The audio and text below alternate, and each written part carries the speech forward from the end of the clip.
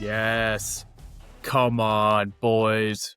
We're back for another week, another episode of CFB A-Z, from Alabama to the Zips. Every team in between is somebody's favorite team. I'm joined by Ian and Jake. Ian, nice glasses, my guy. I Little appreciate the compliment, sir. little hungover last night. What's going on, man? No, I mean, I am gearing up for my big flight up to Neyland Stadium, and so I figure I'd kind of get the whole bomber look tonight. It's a very chilly night here in South Florida. I got the old FAU quarter zip going. Nice. We're cozy. Absolutely. Someone who's not cozy and probably is hungover, Jake, what is up with the Jets hoodie, dude? Have you not had enough?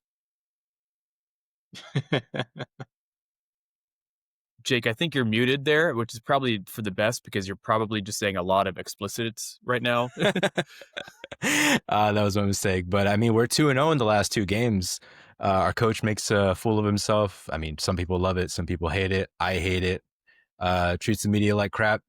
Hate those people for just doing their jobs. But you know, we live and learn every day. I have to watch Justin Fields every week. It's a cool misery to have. Oh, but forget that draft stock as I watch Ty Simpson and Fernando Mendoza right in front of my face every week. Wait, so the Jets actually won? I haven't been paying attention. I think the NFL is crap. Like that kickoff is, you can't touch anyone after 5 yards. God forbid you breathe on a quarterback. I mean, the league's a joke. It's not football, but so I don't follow. I mean, They Jets have salaries won a to game or two? protect. Yeah, we've won the last two by the great grace of God, I guess. I have no fucking idea. This let me get a slow clap. There you go. Yeah, you gotta love it. Even Sam Houston State won a game. So why not the Jets too, right? Why not? Absolutely. Sure. Yeah. No. I You ain't deserve taking it. that. Great fan base there. You all deserve it. So obviously we've taken a bit of a hiatus past couple weeks. We have busy lives. We did this for fun. We just want to sit down, have a beer. I got some Baileys and coffee right here. As Ian said, it's chilly up and down the East Coast this week. We just want to just chat with you all wherever you're listening on Apple Podcasts, Spotify, YouTube, and kind of just talk about college football as a whole. This is November 12th when we're recording this, and we're really getting into the thick of it. We've kind of talked about ever so often that we are starting to realize who is real and who's not. Now we're starting to see who's a lock to the college football playoff, and who's a pretender. So, thinking about Ian, my friend, you're really big on the markets. I make sure I follow you, and I talk to you whenever I hear something happening with the markets, and so as an homage to you, I thought it would be fun to kind of do like a buy sell on a lot of teams that are in the playoff conversation. How does that sound, guy? Does that sound good? I like it. Of course you would, Jake. How do you feel about it? Yeah. I'm about it. I already know which teams I'm already high on. Let's get to it. Okay, so I think the big thing here is to remember when we're buying and selling these teams, making the playoff, right? Is that you want to buy low, that way you can turn a profit, right? There's not a lot of profit to be had on buying a team that's pretty much a lock to make the playoff. Now, of course, if you think this team has a lot of high stock, a lot of people thinking they're going to make the playoff and you think they're going to fall short, go ahead and sell it. Right. So kind of like that. Does that kind of make sense here, guys? Yeah. Ian, Go ahead. You tell me, man, is that good? Is that all right? Well, you have your way of looking at it, and I have mine. As I say, and as Dan Mullen would always say when he was in the booth, actually, you can't go broke taking a profit. I'm actually fine buying the 99% guy. As long as I'm sure he's going to be 100, I make a guaranteed 1%. I mean, yeah. However, we'll see. I do agree with you. If I see a team that is high, that is unnecessarily high, even if I think they're going to make a playoff, they might be a sell because they might go from a 6 to a 12. Oh, it might have like a tougher path ahead of them. Mm-hmm. Okay, interesting. Well, why don't we start with the number one team in the country, um, Ohio State. I Really think we're depends who going you to start ask. off. I think we're going to start off zesty. Yes, I agree. I think we're all in the camp that Indiana should be number one, right? Yes. Yep. Okay. That being said, Ohio State, everyone else, all these idiots in the college football playoff committee and the AP poll, I don't know what the hell they're talking about. Um, say Ohio State is number one. Do we have I any get it. buyers? I mean, Any I get it. buyers here? Yeah, are you in? I think I am because, Yeah. simply because if you don't beat the best, you're not going to be the best.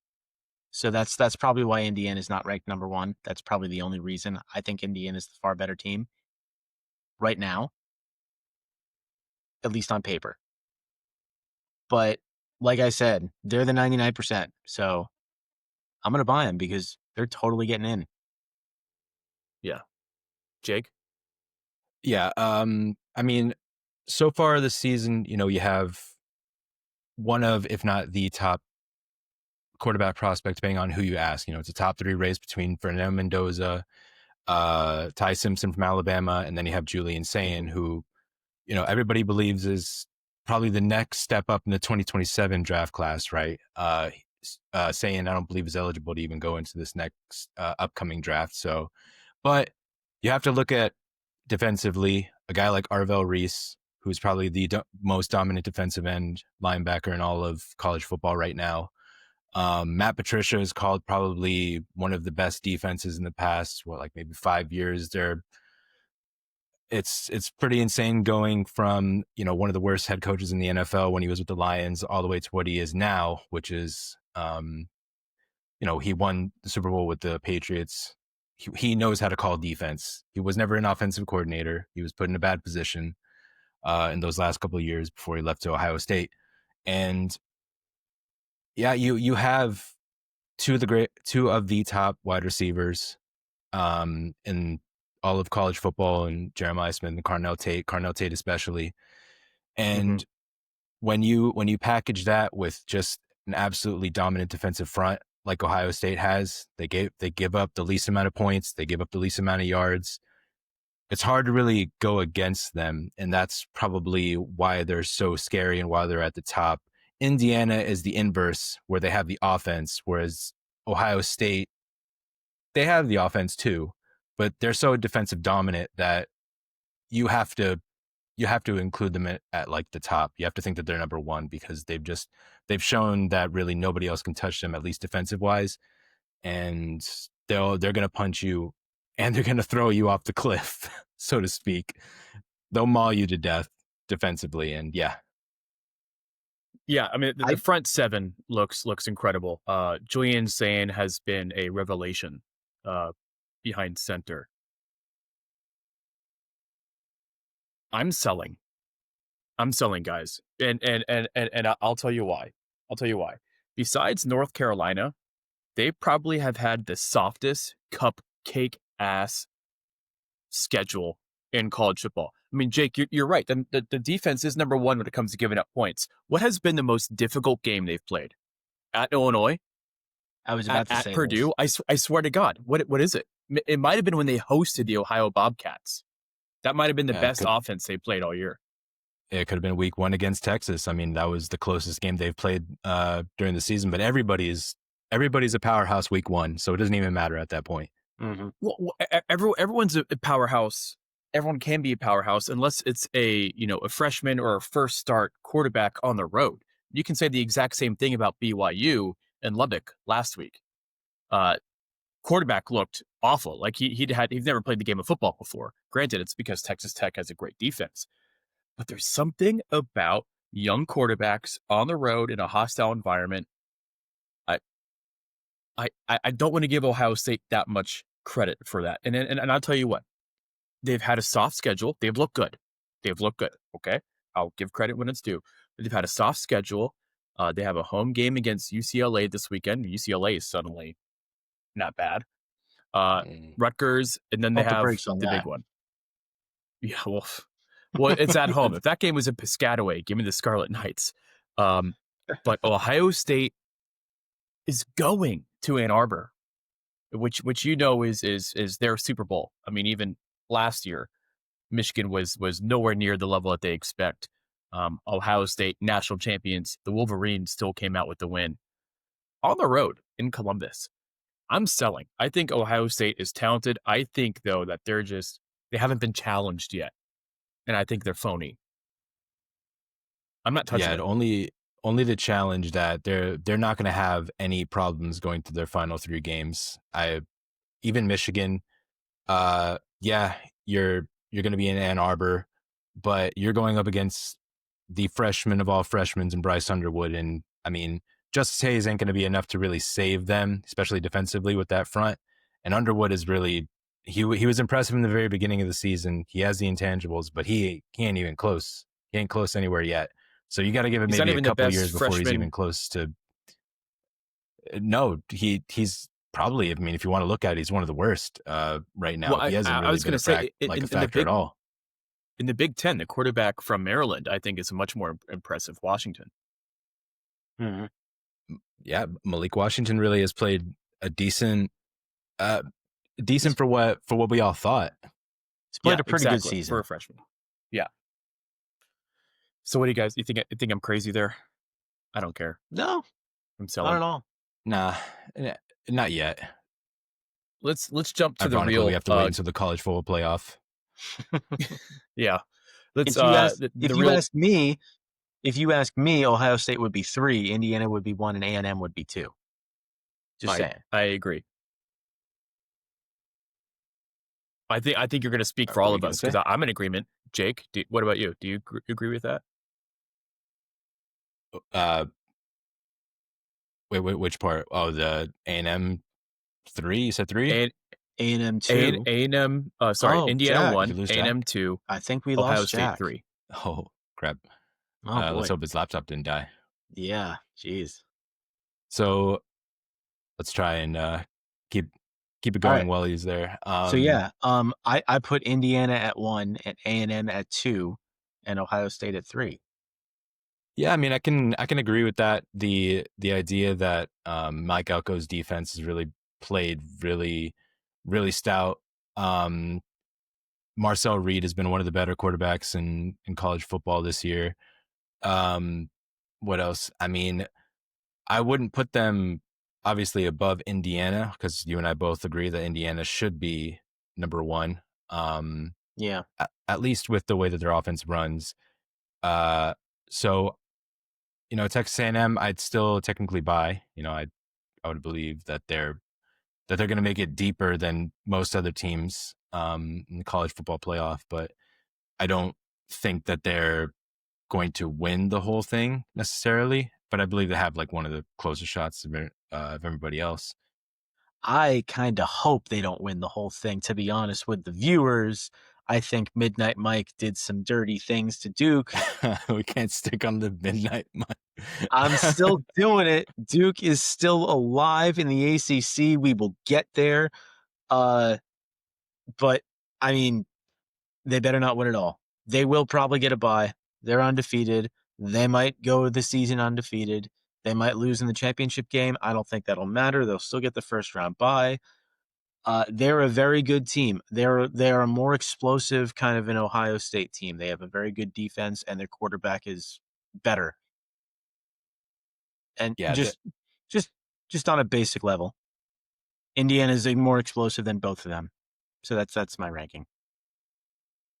yeah. So we both believe that Texas A&M is going to be one of the better teams. Jack said sell for Ohio State. You and I both would say buy for Indiana, Texas A&M. What's there really to say about Indiana?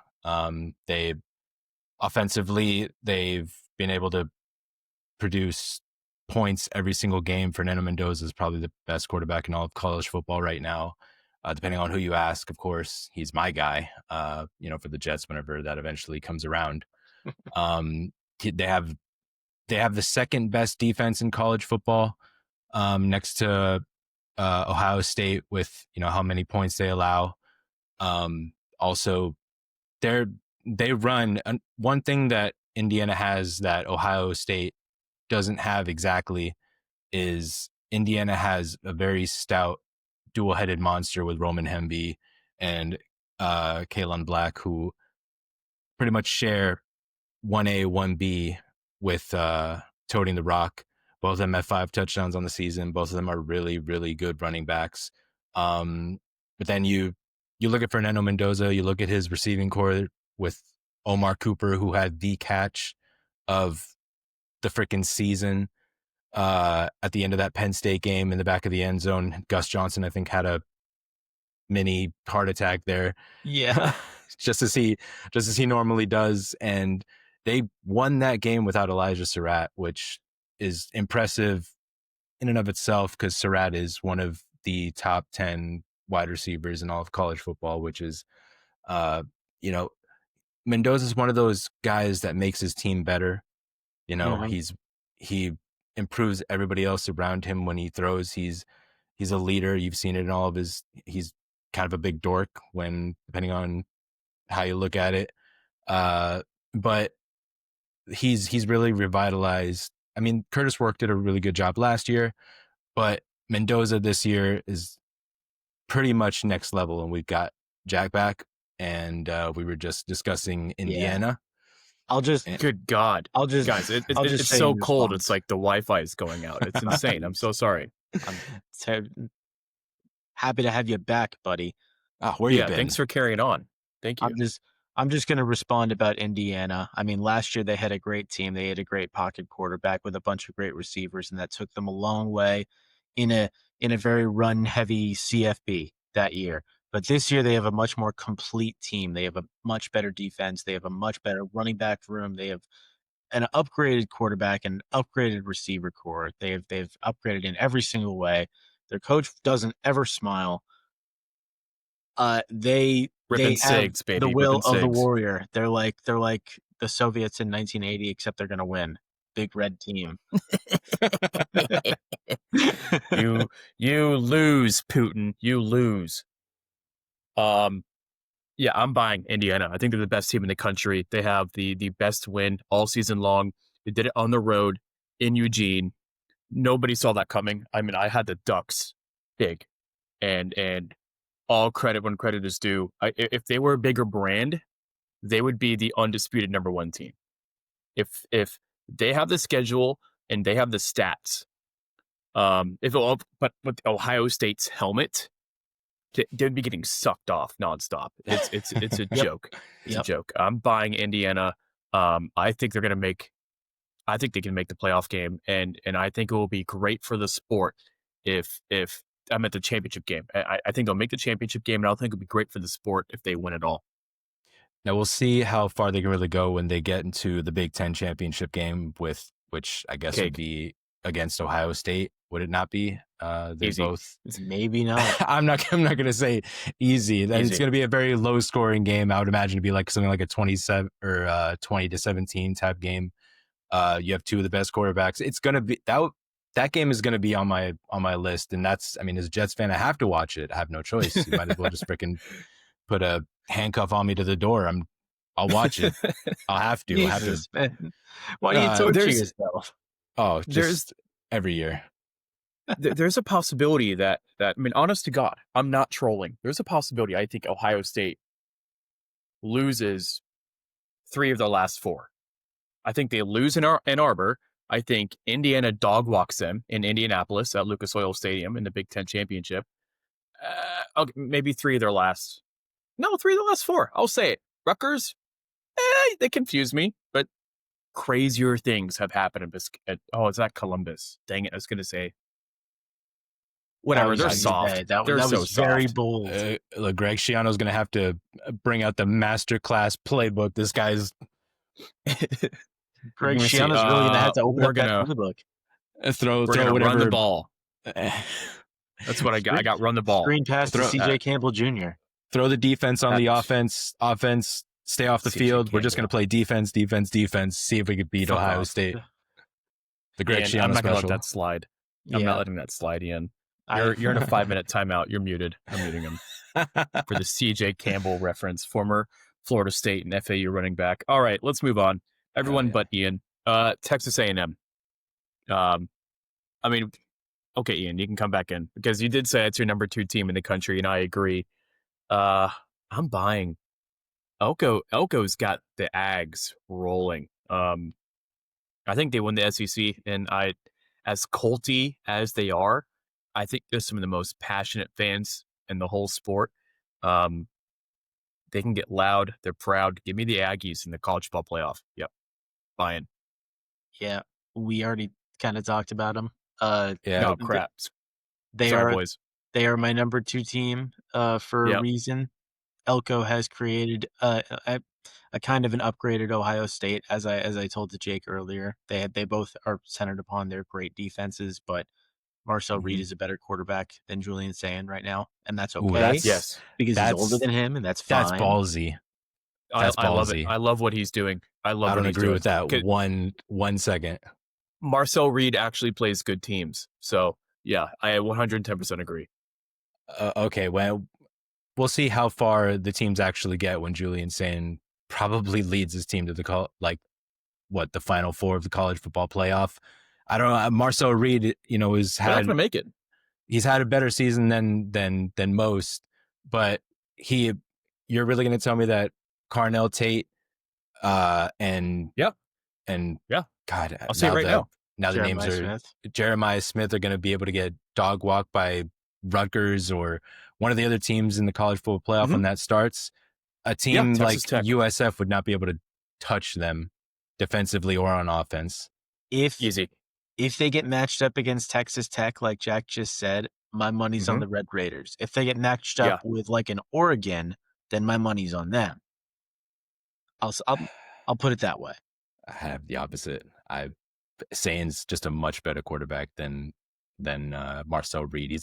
He's going to be one of the top 5 quarterbacks taken in the NFL draft next year. I mean, I don't know how far Marcel Reed's going to go, but this is Marcel Reed's best season, and this is Julian Sain's first season, really. So Absolutely. we have to see like the trajectory of where these are going, but Marcel Reed is taking a lot longer to develop than Julian Sain, who's already at the top. Well, I think which Julian is fair. Sain next year will be better than Marcel Reed this year. Yeah, I agree with that. I'm not saying he's a bad quarterback. You guys aren't winning this argument. I'm just saying. I'm just saying, like as we talked about, first years on the road, he's going to have to go to Lubbock, and I think it's going to be Jover. It's done. I mean, they will fall asleep. They're going to get beat that bad. We'll see. I mean, we'll see. Like I said, and we can have it.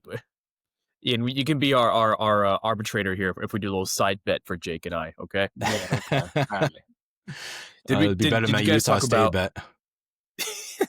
You love Bronco. It's okay. Bronco Mendenhall. I do love Bronco. Alabama. We talk about Bama yet? No, Not we yet. only have okay. Those Good. two. Let's dive in. Bama. I'm buying as well. I think Ty Simpson has been much improved. I worry about their running game. Their running game is actually not good. I mean, Ty Simpson can run the ball. He can be a bit mobile, but that defense looks good. Passing game looks solid. I just don't see where they trip up. Of course, there might be some voodoo magic when they play in the Iron Bowl against Auburn. You never know. I think Auburn's a lot better what their record shows, and looks like on the Plains they finally agree, letting go of Hugh Freeze. About time. But I'm buying. What about y'all? So I wrote buy here, but I'm going to switch it to sell because I think they'll probably drop from 4 into like the 8. At some point, if they're the team that meets A&M in the title game, they probably lose. Yeah. Maybe they lose one more. Maybe they lose to Oklahoma this week. Maybe they lose to Auburn, like you said. It's possible. Oklahoma is on the road. The game will be in Tuscaloosa, and Oklahoma showed in Knoxville how well that defense can travel. That's a good call, Ian. Oklahoma's a very good team, and they are very much alive. We're gonna talk about them pretty soon. We'll get into that. Ty Simpson was the best player on the team pretty much the entire season. I've been calling that Mhm. the entire season. Alabama's a very good team, but they have a tough schedule, and they kind of ping pong against some of the other teams here. So I think they're going to go to the playoff, but I think they're going to lose one more somehow. Yeah, I agree. I know I put by and probably gonna put on that one. I'm not entirely sure. Alabama's just like a weird team right now. Mhm. Of course, Ty Simpson is the college football darling. Guys like Mel Kiper, freaking who else? Uh, Mel, no, what's his name? Either way, every college football pundit right now is on the Ty Simpson bandwagon. I've always been on Mendoza bandwagon, but he makes every single throw that you want. He has a really strong arm. He's a little undersized, really, for the position, just a little bit. He's got to put on NFL weight eventually, to take those hits. He's fallen off just a little bit, but the LSU defense was going to come after him, as well as they possibly can. It's a pride thing for LSU now, so they really are only going to get as far as Ty can really take them. And, of course, Jeremy Bernard has been a welcome sight. Ryan Williams has been, yeah, do I have his? No, I mix them up all the time. Freaking, yeah, Ryan Williams. I don't know what I was thinking there, but it's that without a running game or like a solid running game, Ty Simpson's really not like a scrambler type quarterback. That's really like not his game. He's more of a stay in the pocket. I'm going to beat you in multiple ways. I'm going to read the defense. I'm going to see the soft parts of the zone, and I'm going to try and beat you through the air. And he throws a really damn good deep ball. And I believe he's like one of the best quarterbacks in deep throw accuracy, just going forward. He's definitely in the top 5. But they're such a strange team if they can stick with the big boys defensively. But Ty Simpson, realistically, probably, I'm only going to say one thing, and I want to make it quick. Ty Simpson has been in college football for past 4 years, right? He's been on the scout team probably, or the backup team, playing against a Saban defense, so he knows exactly what to do against teams. That's why he's so advanced when it comes to reading a defense when he's up at the line of scrimmage. He knows the Saban defense. He's played in Caleb Boer's system for the past 2 years. This has been his time, and he's finally waited for it, and he's finally gotten it. And especially with Jam Miller not exactly doing what he's supposed to going forward, and by not supposed to, they can throw it at will.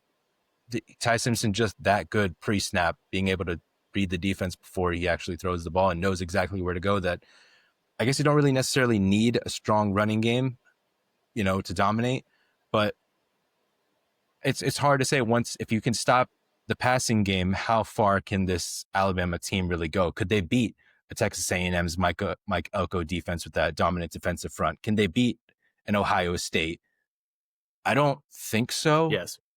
I doubt it. I don't know if they could. Jack will say yes, because he's all about brand name football. Those are his favorite teams. That's it. Jack loves his Notre Dames. He loves his Alabamas and his Ohio States, and that's where he's going to stay. Okay, guys, that's it. It's been a great show, great episode. Thank you so much for listening. Jake, I think you're onto something.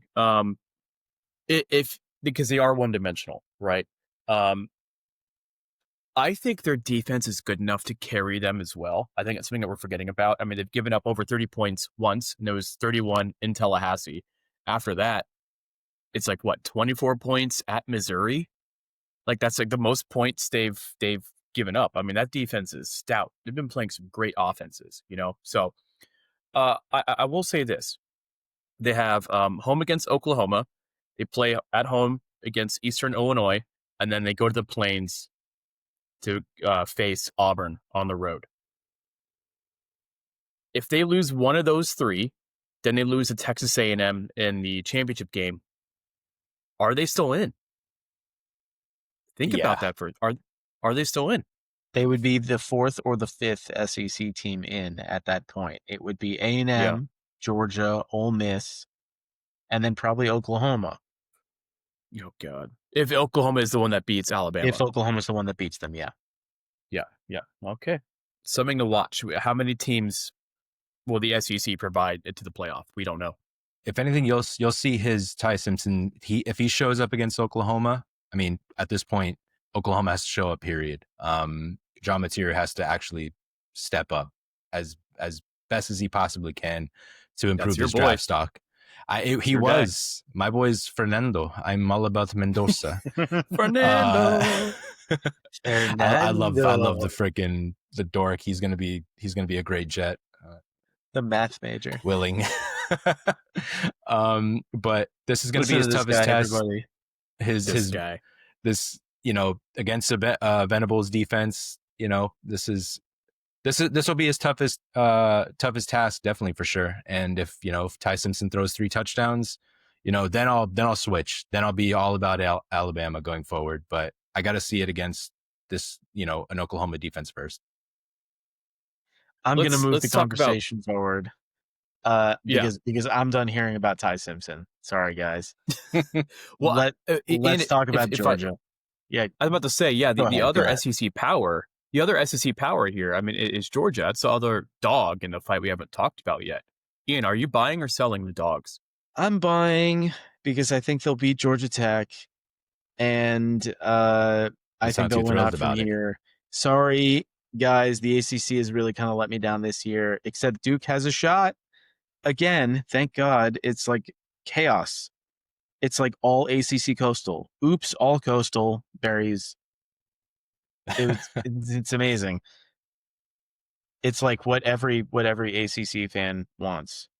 Either Virginia or Boston College or Pitt or Duke or just some random team just makes a run every single year. It's great.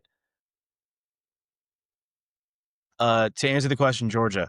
Yes, Georgia's going to make it. Georgia's going to win out from here. They're not going to make the ACC. Ooh. They're not going to make the SEC title game because they have the loss. But they're going to make it. So yeah. If Alabama loses, they could sneak in. Yes, they're at the 5. They could go to the 4.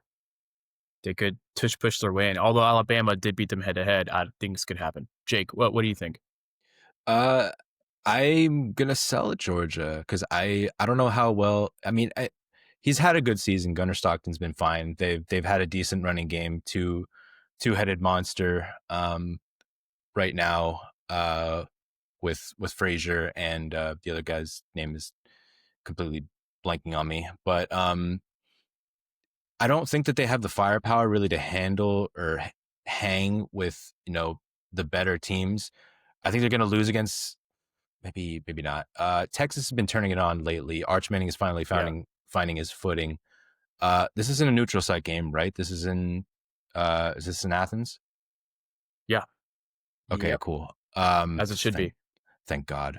We were going to have a whole discussion about neutral site games later, but I think that Texas will find a way to win this game, and they're going to knock Georgia off, knock them down a few pegs. And it's going to be, what were we talking about? Bama and Texas A&M. Yeah. Yeah. That I don't know. That's kind of like just like a spoiler, I guess. I don't think Georgia really this year has enough to hang with the elite teams. Defensively, they'll be fine. Like defensively, they'll be great. They always had a great defensive front that can get to the quarterback, and that's it's one of the Kirby things. I don't think, like I said, that they have the offensive firepower to stick with the best elite teams, even though they're ranked 5th. Georgia has some good wins. I mean, the win in Knoxville against Tennessee was good. The win at home against Ole Miss, crazy. I would even say their win at Auburn was a good one, even though they had no business winning. The refs screwed Auburn out of the win, whatever. They've shown that they can win multiple different ways, as we saw last week in the world's largest outdoor cocktail party in Jacksonville against the Gators, or 2 weeks ago, beg your pardon. That being said, you're right. Arch Manning is looking better, Jake. I think Texas, the Longhorns, can do one on the Dogs, and I'm not so. You guys know how I feel about Georgia Tech. I'm riding the Haynes King train all the way to the championship game. Okay, I don't care if that lost to NC State, which I witnessed. We'll talk about that. They did not look good. Don't care. Um, I can see Georgia losing 2 games here, and looking on the out being on the outside looking in. So I'm gonna sell. I'm selling the dogs. I said it. All Let's right. yeah, there you go. I have to be ballsy. Let's switch it up. Let's talk about the Texas Tech Red Raiders. We mentioned them earlier. Great team. Awesome atmosphere in their win against BYU. I'm all in. I'm buying. I think they make the Final Four. What about Ian? Let's start with you. I am buying as well. I am so impressed with them. They are the Ohio State of the South. They have invested in Whoa. such a magnificent team. They're dominant. Multiple games, multiple ranked wins. They are just complete domination on both sides of the ball, starting with the defense, as all Yeah. elite teams should be. They are probably as good as the Big 12 can produce this year. And the Big 12 should get more than one team in the playoff. I wish they would. They probably won't. But Texas Yeah. Tech is going to turn some heads. A lot of people who are not watching that conference are gonna look at Texas Tech just like they looked at Cam Scadaboo last year. They're gonna be very Yep. impressed. Yep. Jake? Yeah, no, Texas Tech, like I also said, really depends on how far Baron Morton. I mean, the onus isn't just on Baron Morton. I think Texas Tech in the past, even when they had Kit Lee in the past, like 5 years, they've they've been the top team in all of the Big 12 when it comes to just putting points on the board and yards. But Yeah. they have a great running game. Cameron Dickey, their number 1 running back, has been fantastic, averaging 5.5 yards on the ground.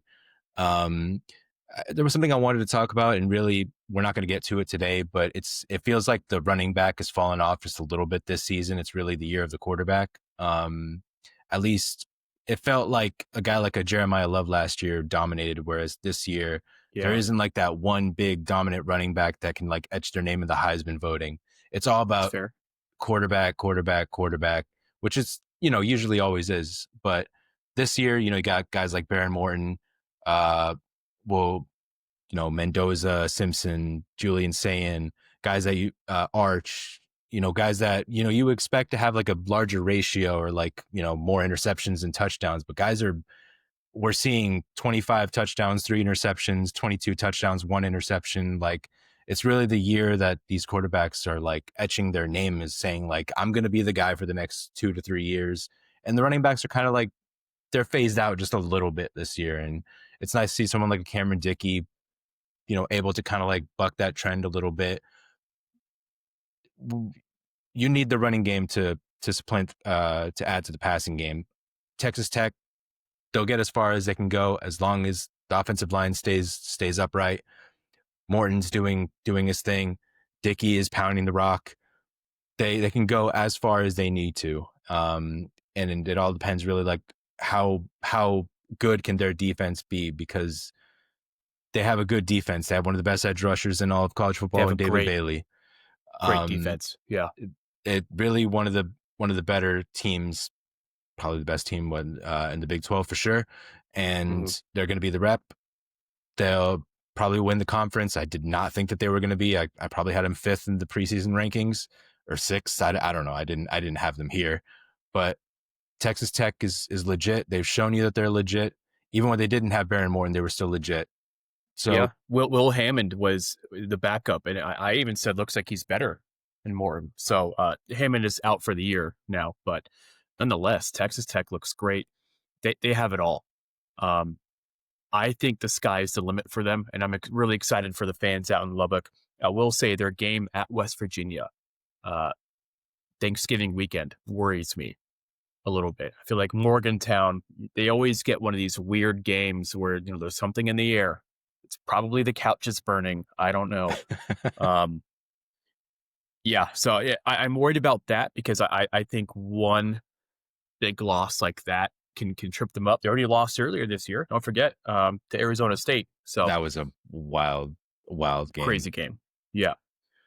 Uh, let's go back to the SEC. I want to talk about Ole Miss because that's another team that I actually believe that the sky is the limit on. Okay, Jake, you looks like you have some things you want to say here, but let me say real quick that I have more confidence. I'm gonna sound so crazy. I have more faith and Ole Miss or Texas Tech winning the national championship than I do Ohio State or Georgia. What? That's bold. That's bold, What? man. Guys, I'm trying to buy low. I'm buying low. And yes, I am buying Ole Miss being in the college football playoff. Tell me why I'm wrong. I'm Okay, about to Jack jump is to the sports screen. betting, and Ian is betting. Jack is buying low in order to sell high. Ian is buying low or high in order to cash in. I guess that's the difference. Yeah. What do I think?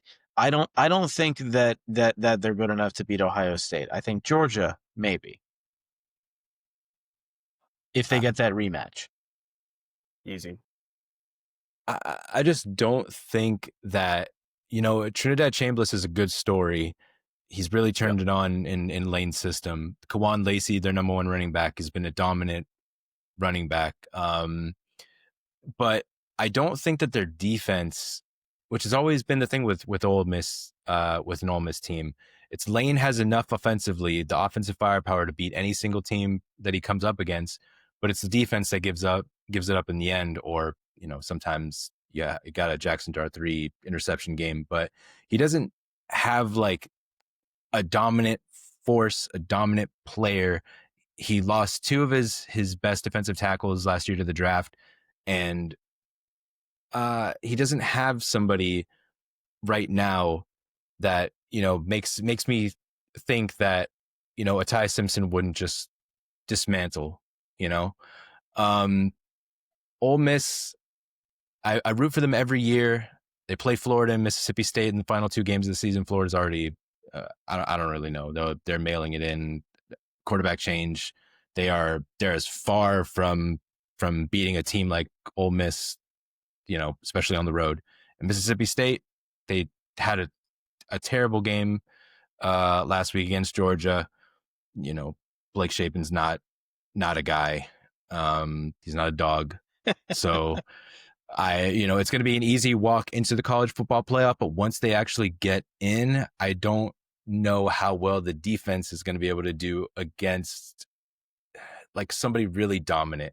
And I love Like Lane. Indiana. Like Indiana. I think Indiana, if they put like a 35 spot, Lane's just not going to have enough, because when the defense isn't working, the offense doesn't work a lot for Lane either. So, we'll see. I don't think they're going to be like a force in the college football playoff, but we'll see. Okay.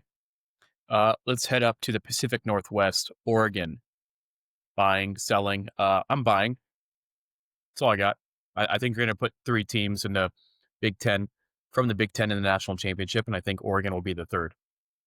Couldn't have said it any better. I'm buying for that reason. They're going to make it. Yep. I think they'll match up favorably against like a BYU, and they'll probably win a game. I sold. Okay. Just this year, Oregon, of course, they're going to march right into the college football playoff. Probably win the Big Ten. We'll see. But what? Hello? yeah, Oregon? Bold statement. I mean, I don't see how they're going to need Ohio State to lose, or Indiana to lose. Yeah. That's right. Yeah, because Indiana already beat them. So my brain just turned off completely. it's all good. I mean, you look at a guy like Dante Moore, who all the scouts are saying is gonna come back for another season. He'll be number one next year in the draft. Yeah, they have a good running game that's to go along with Dante Moore, even though he's not like the prototypical like scrambler when you think about it. But it's hard to really go against a Dan Lanning coached team. Especially when it counts. And they have a good team. They have a good defensive front too. All the great teams have a good defensive front when you think about it. That's how they got to the dance. But actually, maybe I'm gonna follow you guys. Actually, I think I'm gonna sell. I don't know. I was thinking maybe I was too high on them like in the beginning, but I'm not gonna stick to my guns on that one. Against a better team. Oh, you guys Would you say you guys were both buying or selling? I We're have We're to. we're buying. buying. We're buying. Oh, Dude, oh yeah. I think the committee will do whatever they can to put 3 Big Ten teams in. They'll do whatever they can. Okay, then I'll stick to my guns and say I'm selling because I don't. I I don't know. I don't know how far this team could really go. Isn't this interesting, Jake, that we're doing some bracketology for the football playoff now? I mean, I can believe it. Like, I am betting that Oregon will get like the 8 and they'll get matched up with the 9, who might be like a BYU or a Georgia Tech, and they'll do really well. Give me Tech. Tech by 90, baby. I mean, I hope so too, but we'll see. Well, Ian, you mentioned BYU, and this is interesting because the Big 12, we think Texas Tech will make it. Mm-hmm. There's a chance that the Big 12 could get 2 teams. We talked about BYU, and if you guys will allow me, I kind of want to group in Cincinnati and Utah there. Those are some of the other teams that have that are within a shouting distance of the playoff in Yeah. the Big 12. Utah is Utah, doing a great job of being Penn State for the Big 12 this year, and they in are. my opinion. They've been great at that for the last 3 years, honestly. I'm selling all 3. I think the Big 12 will only get 1 in. I really want to buy BYU. I really want to buy. I'm not going to touch Cincinnati. I'm not going to touch Utah. I want to buy BYU so freaking bad. But I don't think. I think that loss against Texas Tech was the nail in that coffin. Are you guys going to buy either one of these 3 teams? That's a shame. I have a put here. I'm a Okay.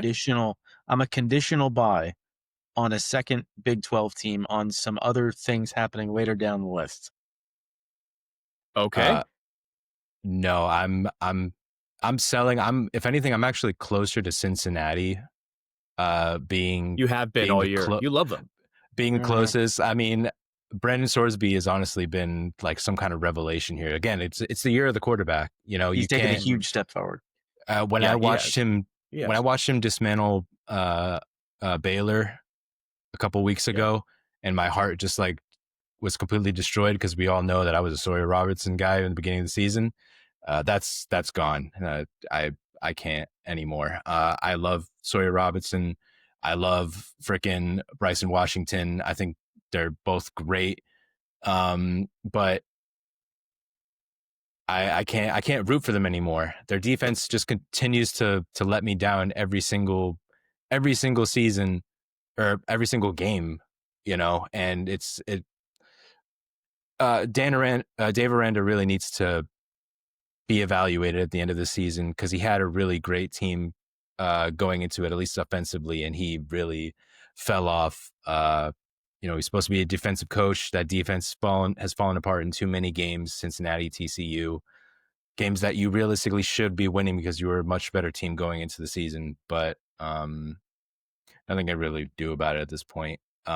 Jake, But you're like heartbroken. You're heartbroken about this, man, and dude, about Baylor. I loved Sawyer Robertson. I wanted him Yeah. on the Jets if he actually, he stepped up, and he's been in most games of the season. He's been the only one to really step up. It's just the defense has let him down almost every week. But if I was going to go with any of them, I think Bear Bachmeier for BYU is a little too young. He's had a really good season. He's a You know, dog. he is a dog, and he'll be He's a a dog, dog dude. next year, and he'll probably be a dog after that because he ain't gonna get drafted next year either.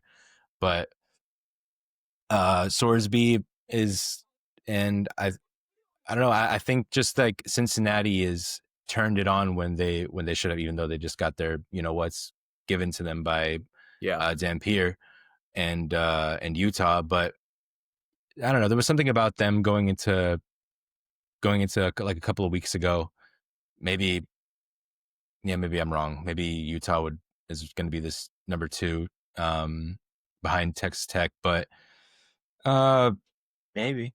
it's not going to be BYU. I love Sataki, but it's not going to be them. I think they Shame. have a lot of growing to do first, and well, it'll be Texas Tech and Utah, and we'll see how far that goes. Uh, let's do another group situation here, and this will be the big brand in the SEC group. Texas and Oklahoma. Big Yeah, here brands, you go. baby. I Jack's think favorite. I'm Sorry. buying. I'm buying as much as I hate it.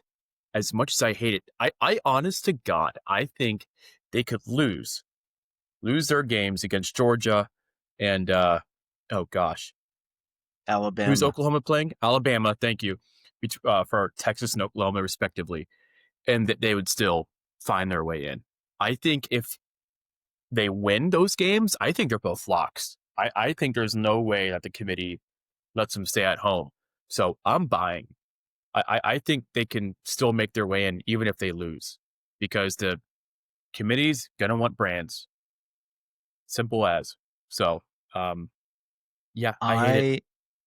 I I am selling Oh, for the same reason that Jack is buying, because I think hello. that they might get in even if they lose, and they will get in as a lock if they win. Can I say that this is exactly what ESPN paid for? This is exactly what the SEC wants, and it is living up to the hype 100%. The two newcomers, the two juggernauts, versus the two old comers, the two juggernauts, Yep. in like a freaking almost scripted showdown for the top dogs of the SEC, except for Elko, except for Midnight Mike and his Aggies over Big ass there. head. Yeah. Hey, they're playing really well. I can poke fun.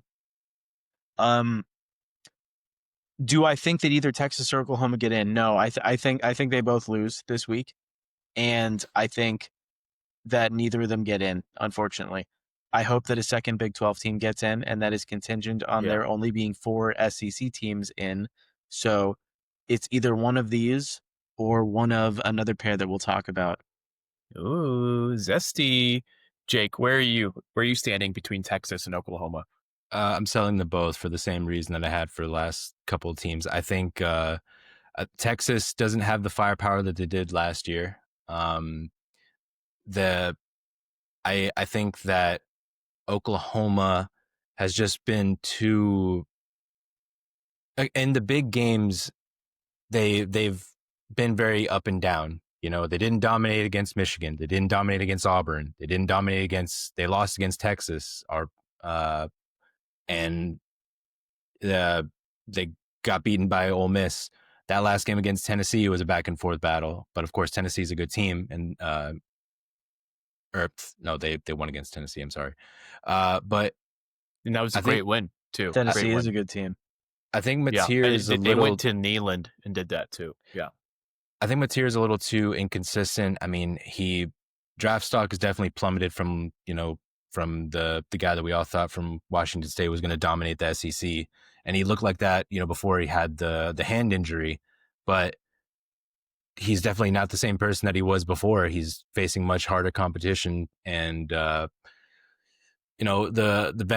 vaunted Venables defense has been hit or miss when you think about it, and they're one of the top defenses, of course, but could the offense match?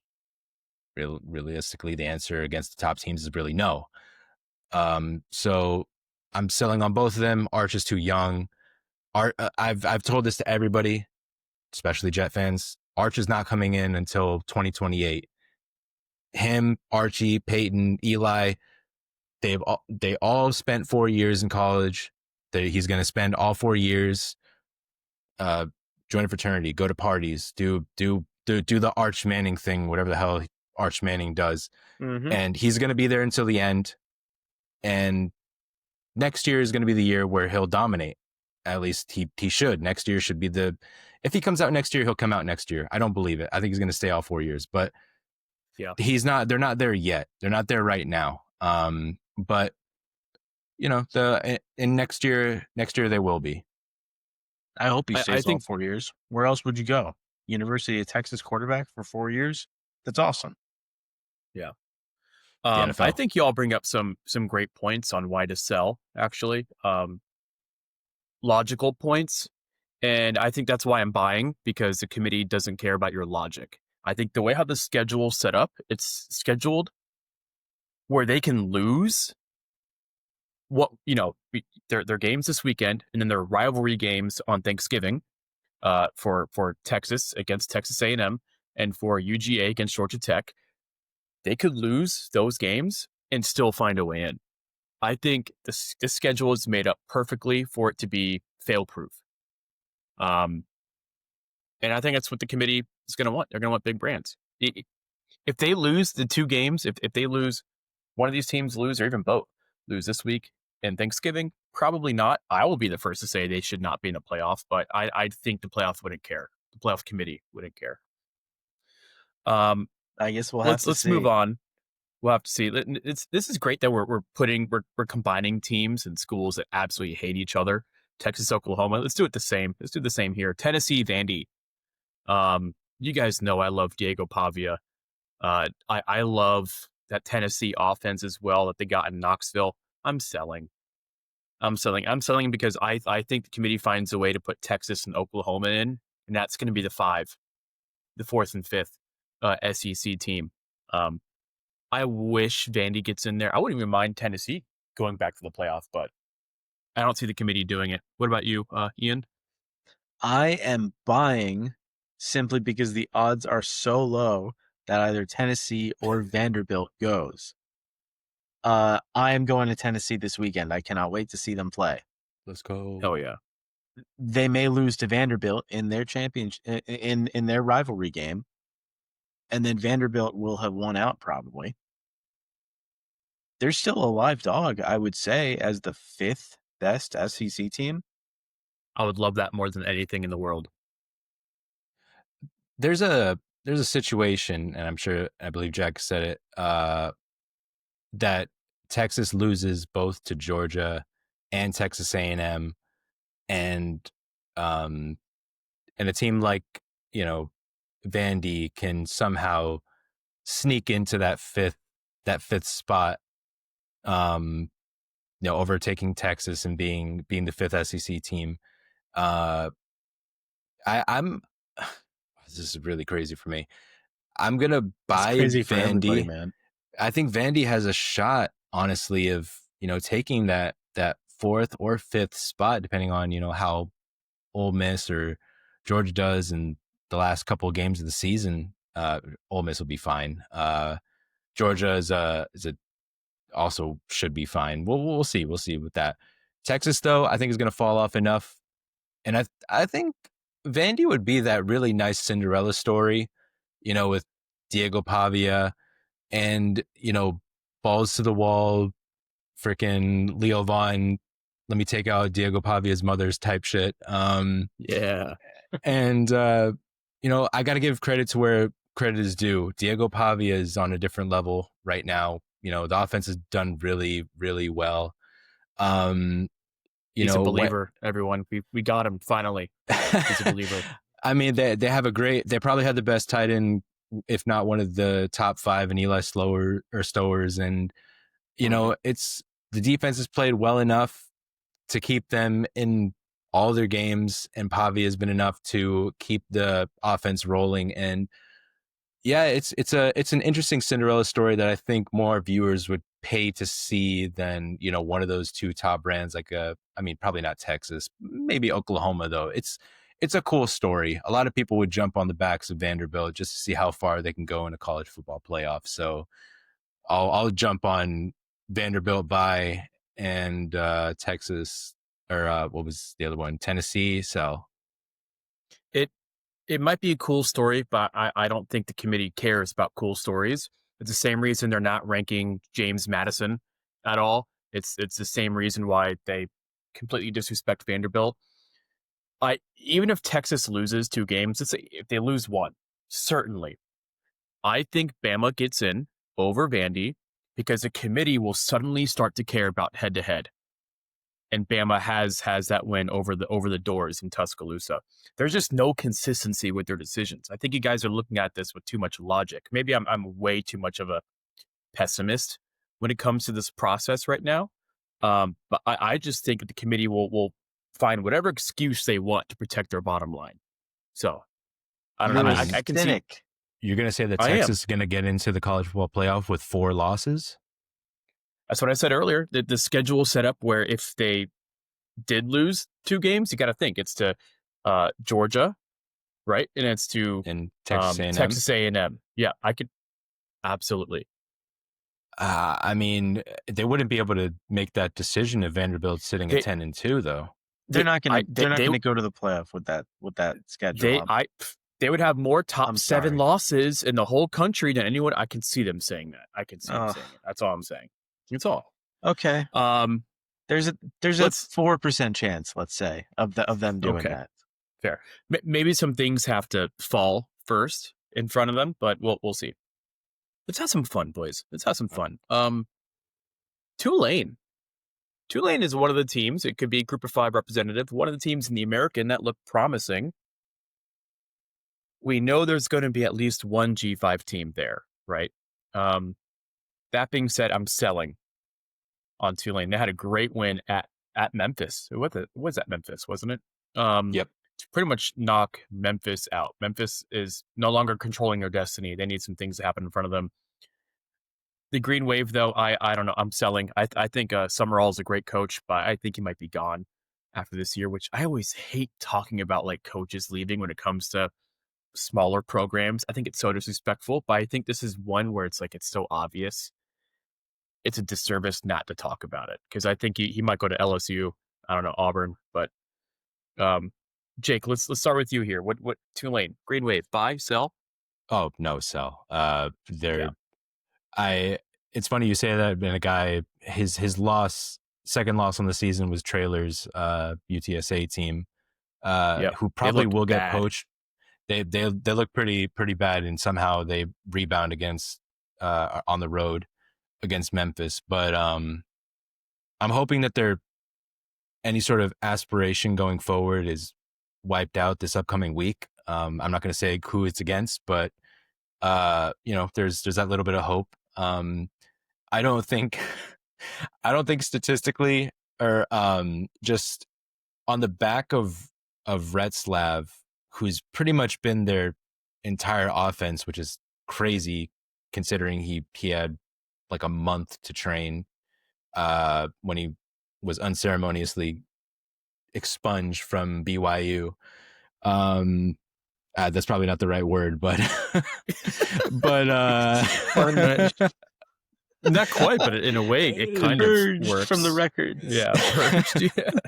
But they don't have enough. They don't have the schedule to really come close. They've had their 2 losses right now, where it's against Ole Miss, number 1, and that game against UTSA where they completely fell apart. It's not going to be the Runners are enough. A good team. They're a good team at home. I'm sorry to step over you, Jake, but I want to give UTSA is a great team at home. Yeah. I'm all about it. I'm with you guys. Meet out there to our UTSA faithful. It's probably my favorite. But yeah, they don't have enough. And they will get poached. Summerall will be going to probably, as Jack said, there's too many Power 4 teams right now that are sitting pretty. They're going to be the bells of the ball right there, especially with LSU at the top.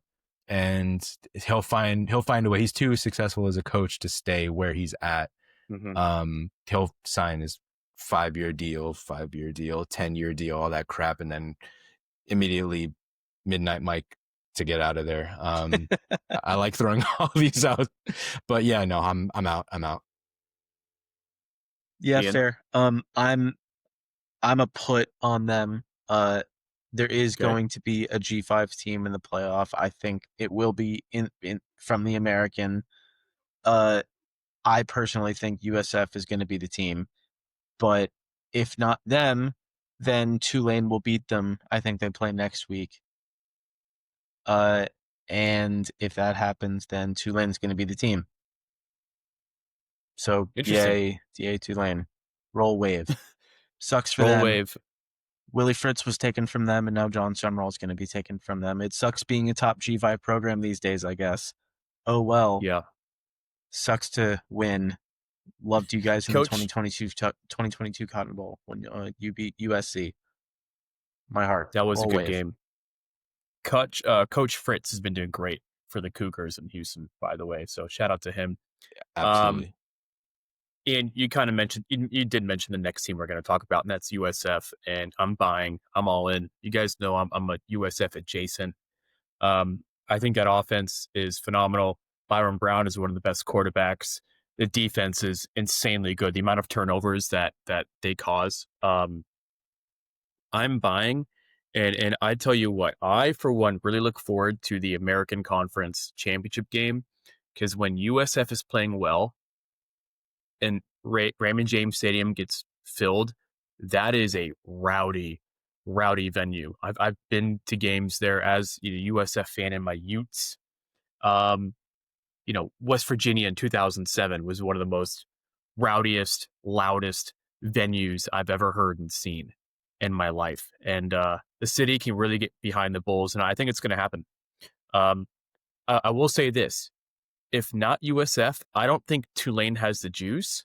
I think if not USF, I think UNLV, James Madison, or Navy, because you could buy them really low right now. But I think they could backdoor their way in. Throw San Diego State in there too.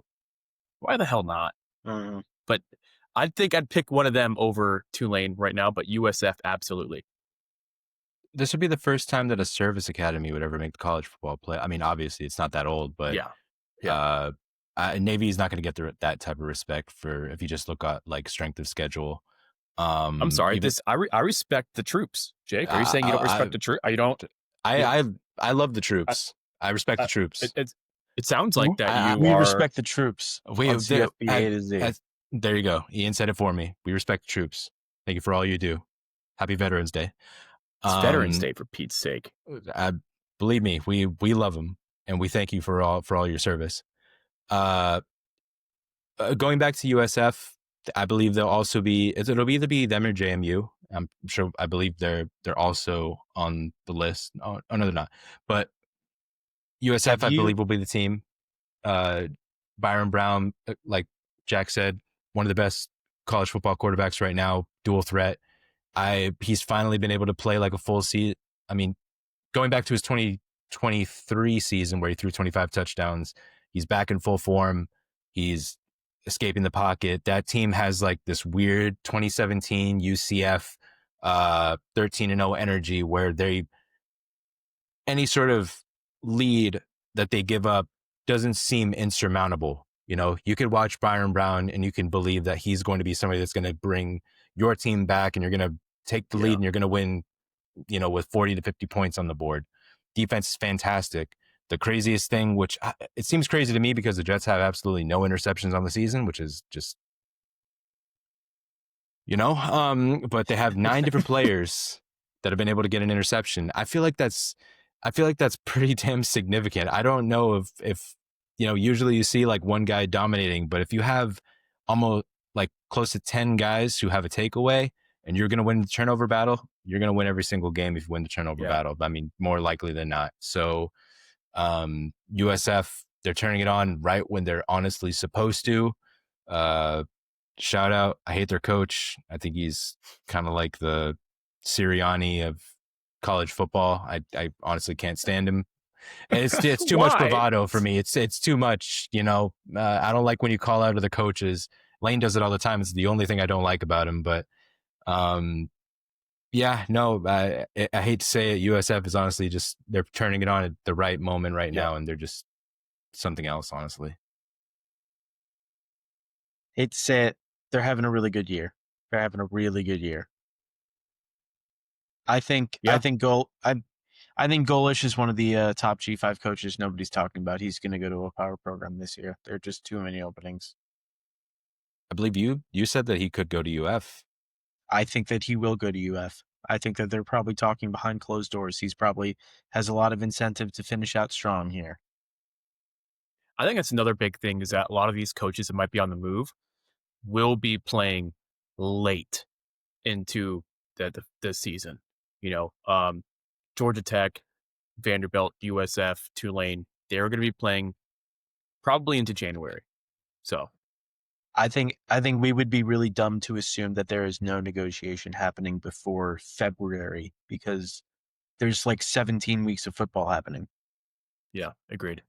The only thing I'll say to that is, Jack, please don't check the flight charts. Relax. We got I'm a already on it. couple of months left. No, I'm already there. We don't need to know You who's guys leaving think Starkville, Mississippi. Uh, you think I'm joking? this You think guy's I'm on it. joking?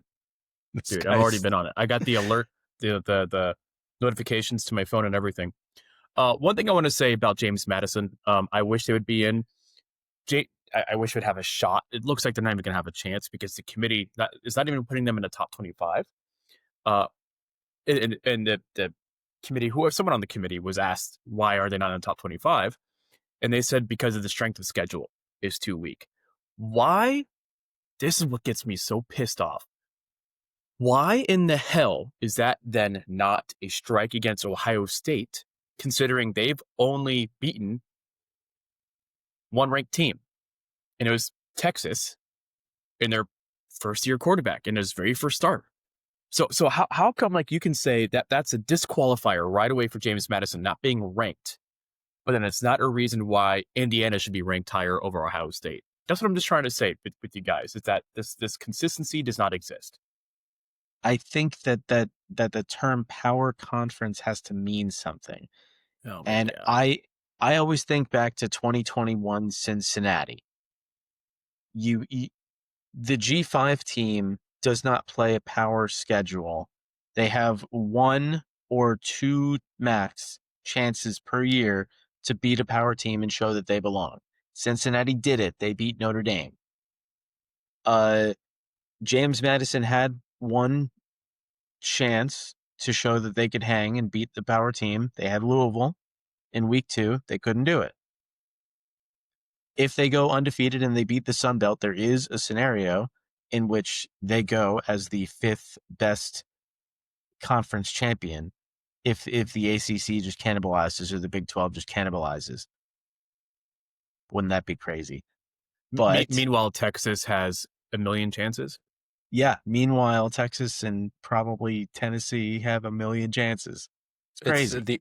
The only thing I'll say to any of that is it's just what you guys say. It's like they value the brands, because who's going to watch TV? Who's going to put on ESPN? Who's going to put on ABC? I'm not going to watch the Dukes play against, you know. I'm not saying me personally. The average viewer is not going to watch JMU. Yeah. No, you're right. You're right. In the college football playoff. I mean, they might. Just. I thought I'm sorry, Jake. I thought you were talking about Duke, as in the Blue Devils. I'm like, wow, they're catching a stray. No. I'm so sorry. So it's like, but it goes to a whole different conversation of where, like, what does the conference championship mean? Conference championship, like, in my opinion, should be enough to make it to whatever pool of teams that are going to be fighting for the greatest prize. You know what I mean? It's like a number 1 contendership. You want to throw in like wrestling or something like that. But why doesn't, I'm not going to, Pac-12 doesn't count.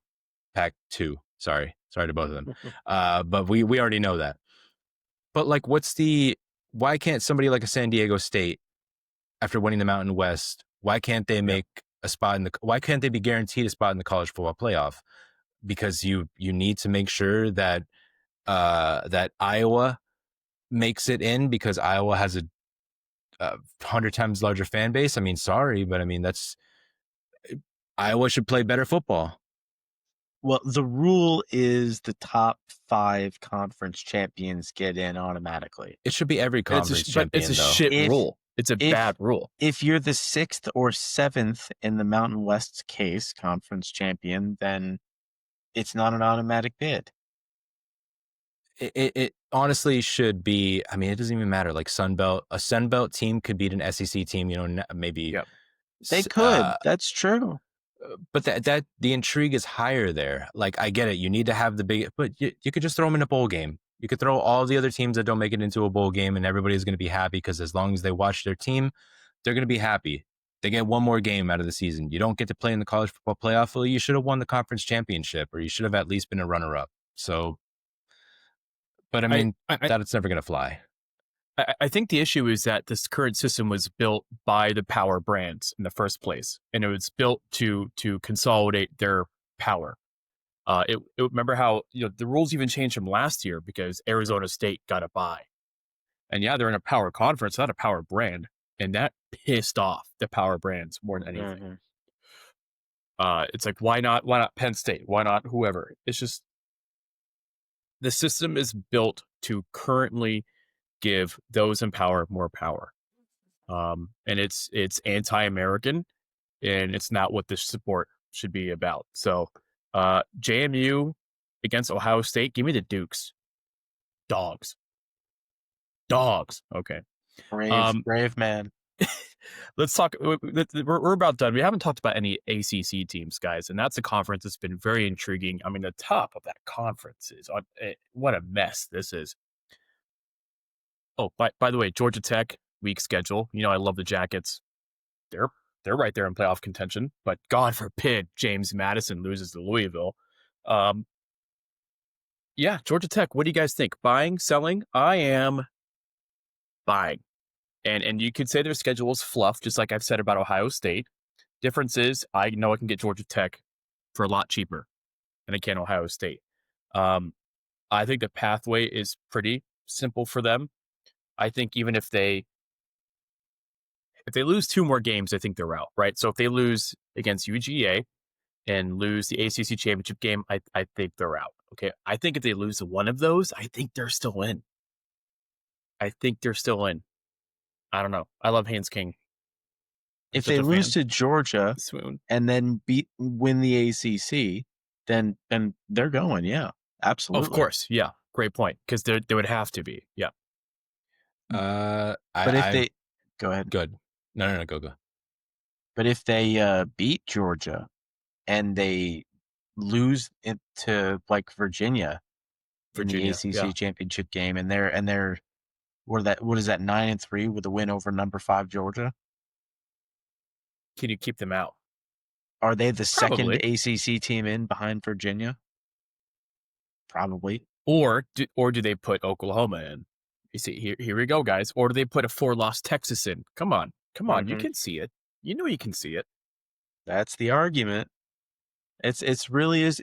It's a shame because I think Georgia Tech is a playoff caliber team. It's not a shame. It's a sham, is what it is. A complete total sham. Yeah, that too. We've talked about them all year. Georgia Tech is lovely to watch. They play such an old school brand of football. Love them. When George Washington created football, okay, when he invented the sport of football, he invented it with this Georgia Tech offense in mind. He's gonna hit somebody.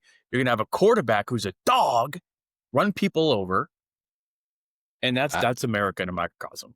I don't know. I mean, I think when Abe Lincoln invented the forward pass, I think that's when college football really took off. No, forward pass is anti-American. 87 years of football before we invented the forward pass. 7 years ago. Yeah, Abe Lincoln was the first quarterback. All 6'5" of him. Could you? Yeah, with that dude, beard. He could sling it downfield, bro. Come on, dude. He had U.S. Grant going long. He had Sherman all the way in Georgia slinging that thing, dude. Oh yeah. I've always sold on Georgia Tech. I always said that against like a really good defense, especially somebody like a Georgia, like at the end of the season, I think Kirby's defensive front is going to be too much for Georgia Tech. Haynes King can throw the ball. It's really sort of like an anomaly, really. He's a really strange one.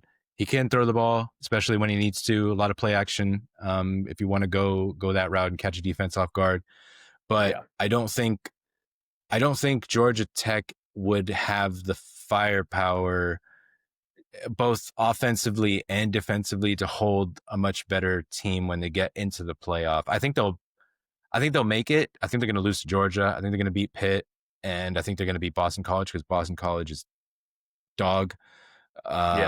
Thank you, Bill O'Brien. Just go back to the NFL, brother. But I'm selling on them. There would be like a first round exit against a much better team that can put up a lot of points offensively, and I don't think they can match that. They'll get in, but I think they'll lose the conference game actually. So maybe they won't get in. Whoever they're going to play, I don't see them winning it, but I've been wrong multiple times, and all my parlays can prove that. I think that Georgia Tech, I'm worried about them because their game against NC State, that was their first true and really their only road test all year. And they absolutely collapsed. I mean, they were not on the same level as the NC State Wolfpack, who really didn't even play a good game without their, star tight end and running back as well. Georgia Tech's rush defense is bad. There's no way around that. So I'm worried because Georgia Tech's home game against UGA is going to be their most hostile environment they're going to see all year. And that's because they're moving it from their on campus stadium to the Falcon Stadium, where the Bulldog fans will be there and loud. Um, so the hostile environment really worries me about Tech. That game's Really, a neutral site game. it's the dumbest thing ever. Don't even get me started. Don't even It's a get me started. shame. Let's move on before I get triggered. Yeah, Keep it. it's Let's so keep it in the dumb. ACC. Virginia, who's the team that I think Georgia Tech will play in the ACC championship in Charlotte. Um, I love this UVA team. They've spent money the right way. They look good. They're passionate. Huge Chandler Morris guy behind center. I'm buying UVA. I'm in. Now the real question is, when is Chandler Morris coming back? Because we know that he was taken out of this game. He didn't return. That's why Virginia wasn't able to defeat a sleeper Wake Forest team, which is 6-3 on the year right now. You expected Virginia to put a ton of points on the board. Doesn't Dog, matter. yes. He's a dog. Dog. Which one? We're DAWG. talking about Chandler Morris, right? Yeah. So he can play hurt way better than John Soft Boy, get your plushy toilet paper Mateer at Oklahoma can. Okay, full faith. I believe it. It's really up to whether Chandler Morris can actually play. If he plays, then coach is saying that he's hopeful. So yeah, if Chandler Morris is in the game, then I believe. But if at any point you have to sit him, that's a rough game. Against was the next team Virginia plays Duke. Duke's not a slouch. Duke can put up points In on Durham, you. it'll be a great Mhm. game. If they lose this game, they're out. And I can see Yeah. a situation where that happens. And I believe Morris left with a concussion. So if he's still in concussion protocol, then they have no realistic shot because their backup didn't play well against a Wake Forest team. Yeah. And where do you stand on the Who's from Charlottesville? I am unfortunately selling on Virginia. I love the team just like you. They beat my Knowles back when they thought that would be good. Great game. And they have held up their end of the bargain by continuing to be good and dominating the conference. Frankly, you love to see it. This is the best Virginia team I think I've ever seen in my time as an ACC fan. I hope that they continue the momentum for years to come. I think that Virginia has been kind of a really sleeping giant state. You don't hear anything about it at all. And now we're starting to hear something about it. And Virginia Tech has the opportunity to really upgrade at head coach now as well. So hopefully the state of Virginia really continues to rise. Unfortunately, I don't think they make the playoff. I think that they lose to Georgia Tech in the ACC title game, and a 2-loss Virginia does not outweigh a 2-loss Miami. As you say, the brand will take it. Yeah. And I'm happy you gave a shout out to the entire Commonwealth of Virginia because Virginia Tech, JMU, as we talked about, Old Yes. Dominion, I think is a great team. And Yep. Liberty has been a power in Conference USA since they've joined the conference. All 5 Virginia schools really this year, Yeah. last year, and the year before have really, really had their moments. Old Dominion is really having a run this year. JMU, as you know, so great. That's awesome. Yeah, I absolutely love that. I think Virginia Tech has been the weakest link out of them. So um, let's move on to the big question mark in the ACC, guys. Miami. As it currently stands, the Canes do not have a pathway into the ACC championship unless Georgia Tech or Virginia falter at one point, which is possible. Still, I'm selling because as we've seen from year to year to year, just like how Penn State can't get out of their own way, I don't think Miami can get out of their own way. I think the Canes will find a way to choke and not make the playoff. I'm out. I'm selling. I'm not touching this. No way. Ian, how do you feel about as the Miami hater? Where are you here? I see your sell based on current market conditions, and I raise you a buy based on those same market conditions. I think everybody is leaving Miami for dead right now. Miami is a huge brand. They only have 2 conference losses, I believe. If Virginia loses one more, which they might to Duke or they might to Georgia Tech, and SMU loses one more, which they might, and Duke loses one more, which they might, then they are still very much alive to be that second place ACC team that gets a bid. Who knows? If it goes from 1% to 30%, who knows? Man, I don't want to have all the Miami faithful come and destroy my car, flip my house over, or something like that. Miami, I'm selling. I think the last 3 weeks, really the last 4, have really shown me exactly what Carson Beck really is. This team is falling apart. Defensively, they're still just as good as they've always been. Ruben Bain is still a force. He isn't as big a force as he was in the beginning of the season. Yeah. But the defense is still great. Great passing defense, great rushing defense, great front four. And they get to the quarterback. Now it really just depends on how well Carson Beck is willing to give you. And his past 4 games, and it all started against Louisville, 4 interceptions. He barely got by Stanford. SMU played like crap. He holds on to the ball too long, and I think the worst thing about him is not just his play; it's his off the field demeanor. Like you watch Yeah. the interviews, and he seems to think that I don't know. It comes off like he thinks he's bigger than the game. He's a little more arrogant. He's so undeservedly arrogant that it really comes off as, I don't even know if like the Miami faithful would tell you that he's somebody that they even really enjoy watching. He, in the beginning of the season, he was a draft hopeful, maybe 3rd, 4th round. He was very promising, and he's just fallen off a cliff. And Malachi Tony he hasn't hit him as much, so Malachi Tony's not eating. Mark Fletcher's not running the ball like he did in the very beginning of the season.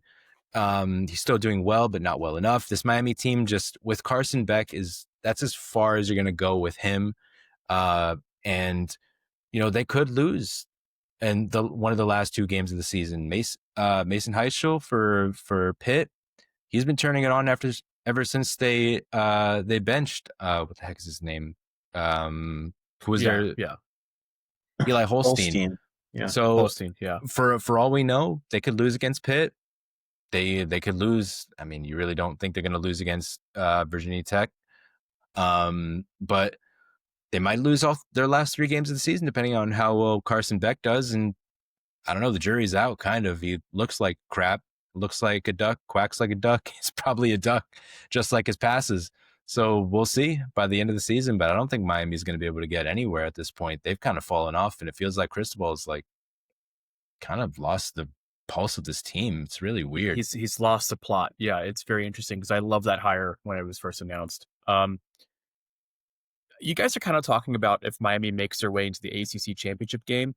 I think that they actually have a better shot of making the playoff if they don't make the ACC championship game. It's one of those bracketology type situations. If they win out but don't make it to the ACC championship, I think they could sneak their way in. I think if they make it to the ACC championship game, I think they choke because that's what they do in these big moments. They choke. So something to look out for. Speaking of kind of ACC, let's end on this note, guys. Notre Dame. Navy should have beat them. I wanted the midshipmen to boat race them. No pun intended. Jack, I don't like it. I guess I'm buying. I don't want it either. I don't. You already lost games that of teams that might make the playoffs. That should be the playoff. The regular season should matter. Yep, I don't know. I Give agree. someone else a chance. Someone else a chance. You had chances to show us that you earned your spot in. You didn't pass the chances. They're gonna get It, another. I don't. it's a good. No, I don't. I see a really good team. A team on par with like a Utah, Mm-hmm.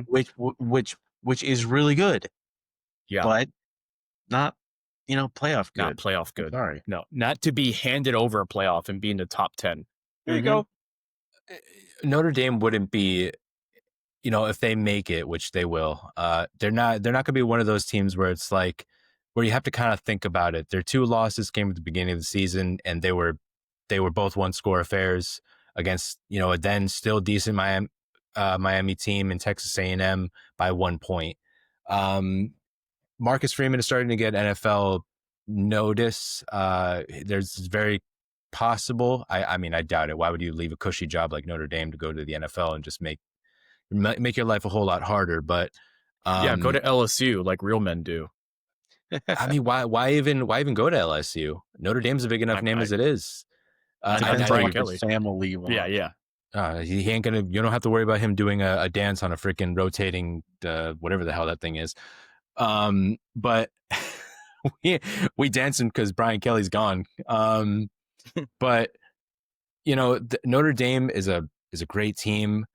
Jeremiah Love finally has been turning it on. He's back to the Heisman hopeful that that he was at the beginning of the season. He's 2 yards away from 1,000. CJ Carr, again, it's the year of the quarterback. When we all thought Carr was probably not going to do that well because he is a freshman. This is his first year, and we typically assume the freshmen aren't going to do well. CJ Carr is one of the top probably 15 quarterbacks in all of college football right now. I know it's like not that yeah. big a deal really, but for a freshman, that's pretty good to have 19 touchdowns and 4 interceptions. But Jeremiah, when you got a back like Jeremiah Love, and we know that Notre Dame has one of the best offensive lines in college football, they just always do. They always have a couple of guys going to the NFL draft, and we expect that. Their defense is still great. And yeah, no, Notre Dame is definitely going to make it into the playoff, and they'll probably be Bullshit.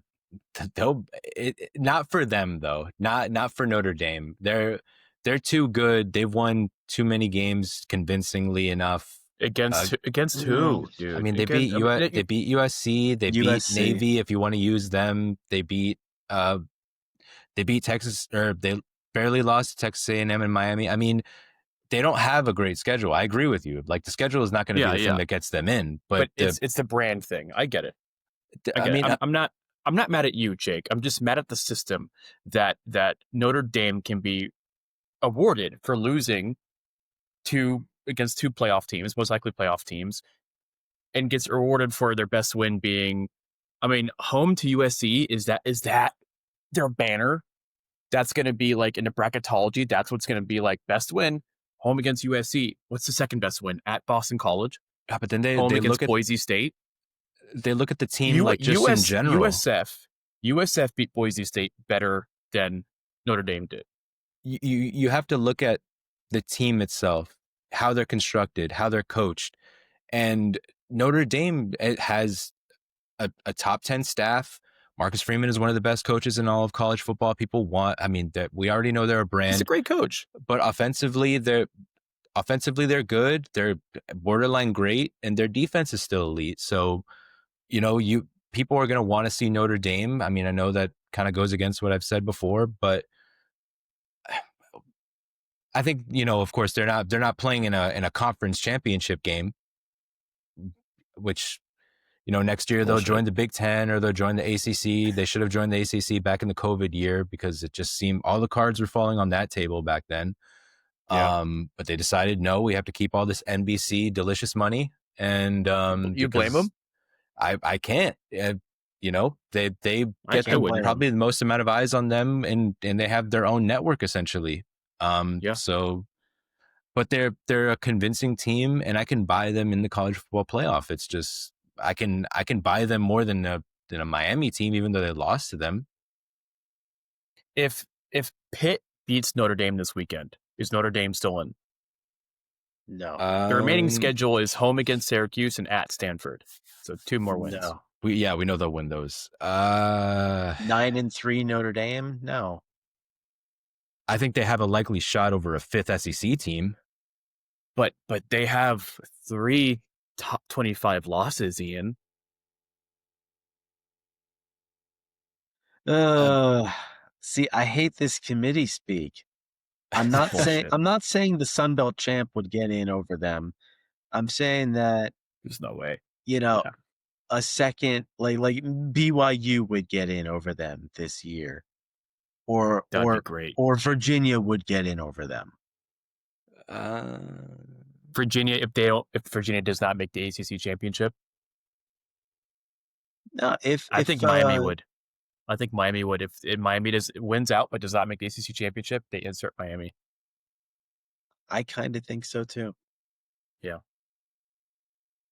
I don't know. The fact that they're not in a conference just makes everything muddy for me. I don't really even. Strength of schedule should come into play there if they have 3 losses. If they lose against Pitt, they're out. They should be out, and I'll stick with that. Right, that they'll be out. If they win straight up, of course they're in. I mean, they don't have like quality wins really when you think about it, and their 2 losses were the quality wins they could have had. Yeah. But just it's Notre Dame. They went out. They're 10-2. You got to put them in. The committee is not going to say no to that. So, I'm not really even arguing your point at this point. It's just like, where would you put Notre Dame? You're just going to be happy with them being the 13th outside looking in, throw them a nice little bowl game and just be done with it. They're not going to, the committee's not going to allow that to happen. I think if you insert that schedule with that win and loss with a team like USF, who's actually very similar schedule, very similar win loss, I think on the outside looking in, and that's proven by USF being top 25 or just at number 25. And if it wasn't for the fact that they would automatically get a spot for being a G5 representative, then it's, I don't know. I just think it's bullshit. This is San Diego State with the same record, same schedule. They're not in. So it is ridiculous. It's like it's all brands. It's like March Madness, oh, look at this bracketology. There's this, God, give me a Southland Conference team that's only lost 3 games, but they only have 1 quad 1 win. I can't put them in there. God, no. I could, yeah. At the end, we know brands are going to beat out the very fringe teams on the outside just because because it's ESPN and that's what dominates the sport. And but I have YouTube TV, so I wouldn't know. Wouldn't know. Ian, do you have YouTube TV? What do you got? I am an Eastern Carolina fan, Jack. He's a pirate. Arr. I get all my football I am also in YouTube various TV. ways. And if you have YouTube TV, don't forget you can also get your credit now, your $20 credit. What a joke. It's 2 rich organizations yelling at each other saying, we have your best interests at heart. A lot of you could fuck off. Yeah, not an automatic credit. You have to go into your settings, you have to go in and get it. Membership updates. Get the hell out of here. Just give me my football, man. Yeah, it's a joke that sports fans are always the ones that get screwed. We're always the ones that get bartered with, if you will, and normally it only happens to NFL fans, where like the NFL fans are the ones that, raise enough uproar. I'm happy that they're getting affected too, because if college football fans are always getting screwed, you're going to get screwed too. Okay. So, guys, let's wrap it up here. Any parting notes? Is there any team that we haven't mentioned that we think could be in conversation for the playoff? I think we kind of hit them all, right? Yeah. Yeah. We talked about most of them. Yeah. Because we also bundled some teams together. We talked about JMU, Tulane. Yep. I had Duke written on here, but you could also put in Louisville or Pitt or really any other ACC team with only one loss. There are like 6 or 7 on them right now. There's a lot. That's what makes it so great. And Pitt has a very difficult schedule up ahead, Ian, but it's all to play for there. They can't say that it was not in their hands, because if they win out, they're in pretty All much. of these teams are in control of their own destiny at this point. Yeah. We need to see how this shakes out, but it's anybody's game, and that's the beauty of this thing. We saw that in the Big 12 last year around this time. Yeah. Arizona State came out on top. Now we're going to see how the ACC shakes out. The only team that I can say to this point is I thought Louisville had a really good shot. They were prime for a college football appearance there. I love Coach Brom. I love what they're doing, Miller Moss. The team has done really well offensively, and then they laid a complete egg against an up and coming, honestly, Cal team. We'll see how well the Bears do, like going into the second season under their current regime, their current quarterback, which the name is escaping me right now, but they kind of dug their own grave. If they can win out, I could see a possibility. It's tough. But against Clemson, which we never really know, at SMU is also kind of like right there, but they're not going to make the college football playoff. They've fallen too far. Yep. And Kentucky, the Stoops defense is really tough. So they were one of my teams that I believe was going to go a little bit farther than they did. They did, I guess, technically. I feel like they surpassed expectations, but not enough to where they made it to make the playoff. Yeah.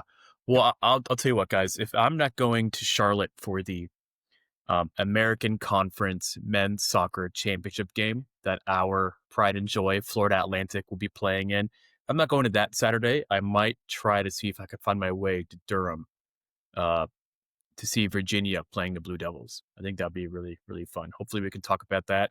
Ian, when are you heading off to Knoxville? Is that this week or the following? That is this week. I'm flying out early Friday morning. Oof. Let's go, baby. Hopefully the TSA lines won't be too bad for you. I'm so excited. Hopefully the government will be open by then.